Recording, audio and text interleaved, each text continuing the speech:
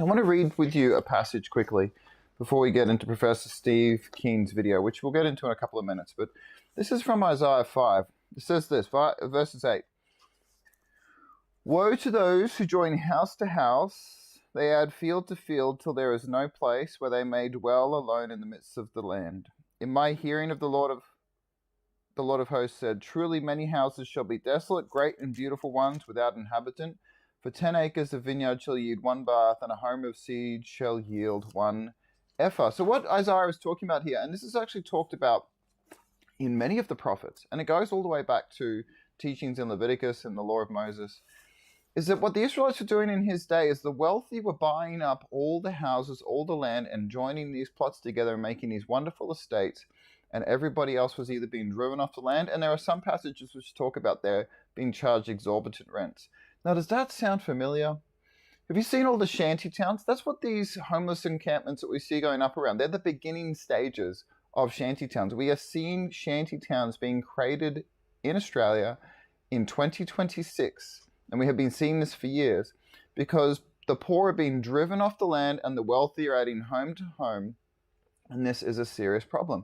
And one of the biggest flaws in the Australian economy is that we've all turned what should be places to live into investment opportunities. And that is both foolish, spiritually speaking, but it is also foolish, practically speaking, because it makes it very hard for upcoming generations to get a foothold in land. And land is vital for being able to flourish on, to have a family and do all the things which make civilization great. So this is a really important issue.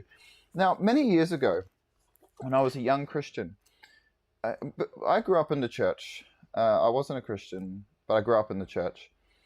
And I never really read the Bible. I loved reading. You can look behind me, there's a whole bunch of books, and I've got books on every wall in my office. Those who have been here have seen that. I loved reading books. I especially love reading science fiction, fantasy, action books. And I read so much, right? But when I became a Christian in 2006, I picked up one of my books that I was reading at the time. I looked at it. I thought, you know what? I'm going to read my Bible. I'm going to read it every day. And I set my heart, and my task was to read through the whole Bible as quick as possible. And as I read through the Bible, I started to notice things like this. And I started to notice how the Bible warned against people hogging the land, buying up multiple homes.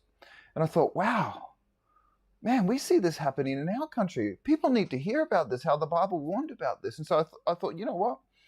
I'm going to start telling people about this, and they'll be really excited to know that the Bible challenges this and shows us a way to restore justice in our land. But guess what happened?